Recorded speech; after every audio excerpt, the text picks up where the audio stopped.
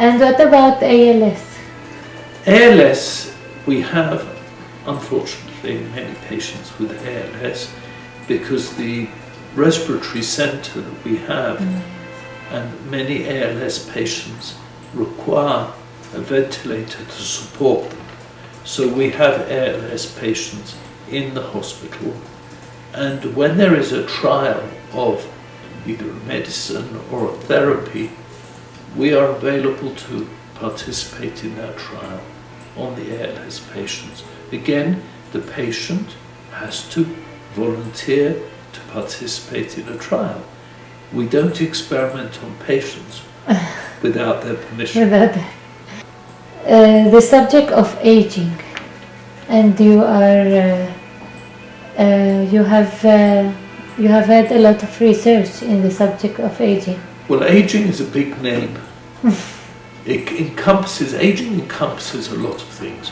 What I was describing before about Alzheimer's disease and Parkinson's disease and other neurodegenerative diseases, that is part of aging.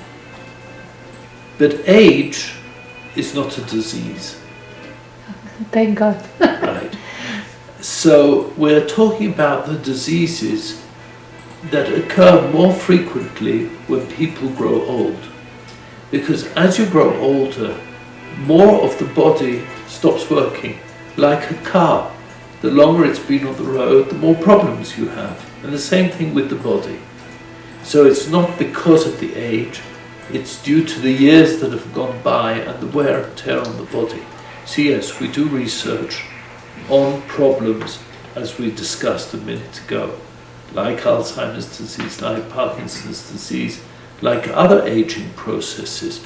For example, we are looking at the effect of different processes on a part of the brain called the cerebellum. And we're studying, our scientists are studying the different changes that occur in the cerebellum. The cerebellum is the small brain at the back, below the main part of the brain, it's at the back. And the cerebellum is very, very, very important for balance, for coordination, for many of these collaborative efforts of the body. So when the cerebellum is damaged or has a degeneration, it affects the ability of the individual to walk, to stand. Again, a common problem in aging.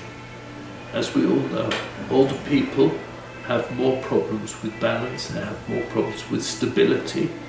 There is a tendency to fall. Not all of this is caused because of the cerebellum, but the chances are that the cerebellum is involved in some of the cases. So our researchers are doing work on that as well. And that is, I believe, an important aspect of our work. Let's talk about the traumas, the trauma center, because in Israel, well, sadly, there are a lot of people that had terrible experiences or traumatic experiences. Yes. And unfortunately, because of this, the Israel Center for the Treatment of Psychotrauma, which is part of the hospital, has got a lot of experience. But one has to remember that trauma, psychotrauma, is not unique to combat. It is not unique to wars. It's not unique to terror. People can suffer from psychotrauma, from a road accident, from abuse, from bullying, from many of the things that we encounter in day-to-day life. In fact, maybe one of the problems is that we don't always recognize that the individual who is suffering from psychotrauma. They might have been involved in a car accident. They might be involved in severe illness. One of the things we have to think about is the siblings and the children of people with severe illnesses. They are witness to many changes in their loved ones, and they too can suffer from trauma. And the focus is usually on the patient and not on the family member. And it's very important to recognize that the family members can also suffer from the disease of another person. So psychotrauma is a very broad, all-encompassing state in which the individual is suffering and carries over this suffering into long-term activity. And what would normally be a good reaction and a normal reaction, where a person can go through a period of, say, grieving, or goes through a period of suffering, but recovers from it normally and carries on with their daily life. That is the normal situation. But there are situations in a percentage, 10%, 12%, where people do not recover, and they carry on with their problem, with the psychotrauma, and they have trouble sleeping, have trouble focusing, have trouble continuing with their life. These are the individuals have to be recognized and can receive treatment, and the sooner the better. So recognition is a big part of the battle against psychotrauma. One of the jobs of our center is to teach, and we get people coming from all over the world to courses where we teach recognition of psychotrauma, early therapy and intervention, so as to enable people to receive care as soon as possible. Now obviously you have the big catastrophes where you have very large scale injury, displacement. For example, natural disasters, earthquakes, floods, tsunami, volcanoes. All of these natural disasters are far, far greater than most man-made events. We're all very, very aware of when a bomb goes off. We're all very aware when a missile hits. And you have been involved for many years in following the situation in Israel. So you know that there are areas of Israel, there are villages, there are towns that are constantly under bombardment by missiles. This leaves a mark, especially on the children and on the adults as well. But if you think of the scale of a natural disaster, you're dealing with 100-fold, 1,000-fold. Look at what happened in Fukushima, in Japan. Look at what happened with earthquakes. All of these are major, major catastrophes. The hospital tries to send teams from the psychotrauma to the location of disasters, both man-made, unfortunately, but also for natural disasters. We had teams in Haiti after the earthquake. We've had teams in Southeast Asia after the tsunami.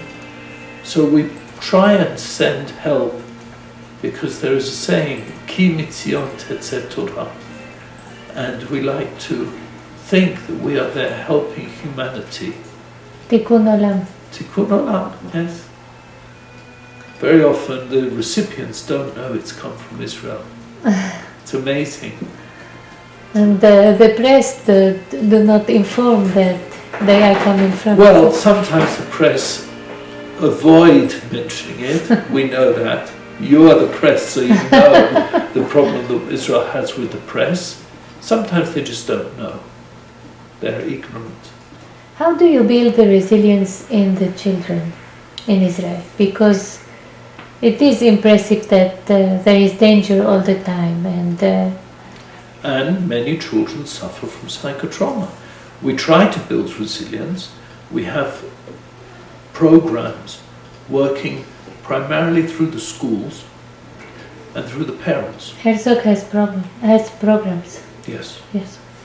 The trauma center has programs that we put in the schools with the teachers, teaching the teacher how to recognize a problem, how to prevent a problem, and when they recognize a problem, to treat it. Before you reach the stage where you need a psychologist or a professional social worker or something. So that is one way of doing it, using programs in the school. Another way of doing it is through the parents, because we have seen that if a parent is resilient, the chances are that that resilience will be passed through to the child. But if the parent is suffering from psychotrauma, the chances are very high that the child will also suffer from psychotrauma. So we have to treat the parent and the child. We call this a treatment dyad, because it's two people together receiving care, receiving treatment, and being conditioned to be resilient from the effect of, say, the bombs or missiles and so on. Can you give us an example of how you treat a child? Well, it's very difficult to give you an example because that's a profession in itself. It's like asking, how do you treat a patient? It depends on the nature of the problem, how bad it is, what the manifestation is. I'll give you an example of different manifestations. For a lot of small children, younger children, they will go back, for example, to bedwetting. You can have a child. It has happened in Sderot. Sderot is one place, but you know, as we call it, Otef Aza is a bigger Sderot. Obviously, the focus has been on Sderot because that's been exactly Hevel Eshkol, as it's called. But remember, also along the northern border, from Akko all the way through to Metula, these are patients, these are individuals who suffered for many years from the rockets of Hezbollah, suffered from terrorism coming across the border. So it's not just in one place. This is spread out. Schools in Jerusalem. There was a period in the early part of this century, of this decade, of the previous decade, during the Second Intifada, where bombs were going off in school buses. And so we had hundreds, literally hundreds, of children who were exposed, but also adults. And there is another group, the responders, those who are the first ones at the scene, fire, ambulance, paramedics, the police. They suffer as well because they are human beings. They come, they see victims lying there, time after time after time. And this is a problem.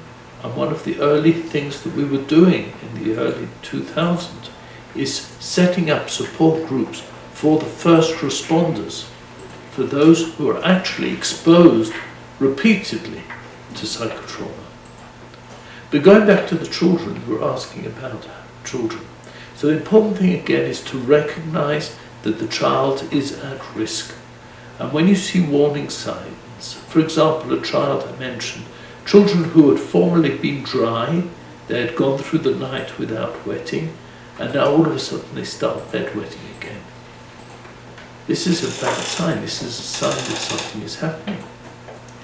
A child withdrawn within themselves. Or the reverse, a child who suddenly becomes very aggressive, very hyperactive. These are changes in the otherwise normal nature of a child, which should turn on a red light that something is happening with this child. And this is what we try and teach the children's parents and their teachers, because we can't reach every child, but we can reach the teachers. And if the teacher then becomes an extension of the diagnostic process and helps to identify, and then helps also with the therapy. So this is what we try and teach. How did Herzog go with the history of Israel? Because we are talking about 100 years and Israel is only 60... Half of that. Exactly half. Israel is 68, 64, 65, and the Herzogs are 120. So half of the years the hospital has been involved in the country, and half of the years it was involved in the pre-state situation. Now, we've mentioned the Rabbanit Herzog. Uh-huh. The hospital is named today after the Rabbanit. She was the wife of the chief rabbi, the first chief rabbi of Israel, the first Ashkenazi chief rabbi of Israel was Rav Herzog. He was the father of Chaim Herzog, the past president, and he was the grandfather of Buzi Herzog, Yitzhak Herzog, who will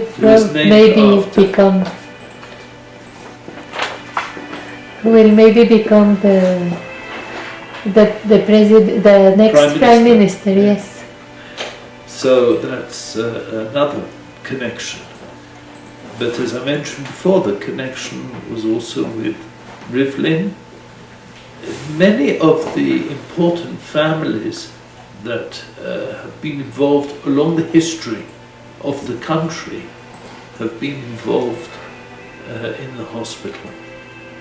So it's really part of the hospital's history, the tradition of Israel.